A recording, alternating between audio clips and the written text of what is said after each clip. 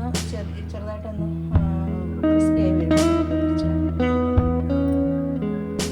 ഒരു മീഡിയം ഫ്ലെയിമിൽ വെച്ചാൽ മതി. ഇത് ഒരു സൈഡായിട്ടുണ്ട്. അപ്പോൾ ഇതിൻ്റെ പ്രത്യേകത എന്താണെന്ന് വെച്ചാൽ ഇതിനകത്ത് നമുക്ക് ടൊമാറ്റോ സോസ് വേണമെങ്കിൽ ഒഴിക്കും. ഒരല്പം ഞാനത് സ്പ്രെഡ് ചെയ്യുകയാണ്, ഒരുപാട് വേണ്ട.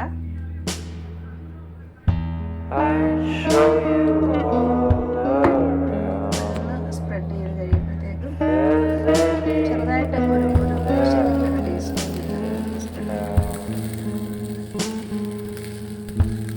ഇതായിട്ടുണ്ട്. അപ്പോൾ ഇതിലേക്ക് നമ്മൾ ബീഫ് കറി ഇവിടെ വെച്ചിട്ടുണ്ട്.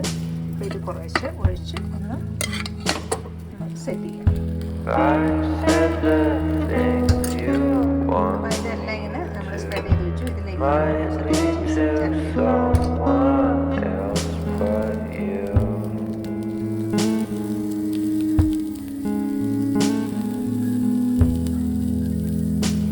നല്ലോണം നിറച്ചിടാൻ കേട്ടോ. ഞാൻ കുറച്ചേ ഇടുന്നുള്ളൂ. നിങ്ങൾക്ക് നന്നായിട്ട് നിറച്ചിട്ട് നമ്മൾ പിസ്സ കട്ടി വെക്കുന്നത്.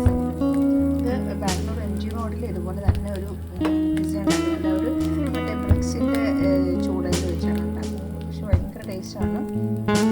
ഒത്തിരി പേര് ക്യൂ നിൽക്കുകയാണ്. അതുപോലെ കറി വെച്ചിട്ട് അതിന് വേണ്ടാണ് ഉണ്ടാക്കുന്നത്. ഭയങ്കര ടേസ്റ്റാണ്.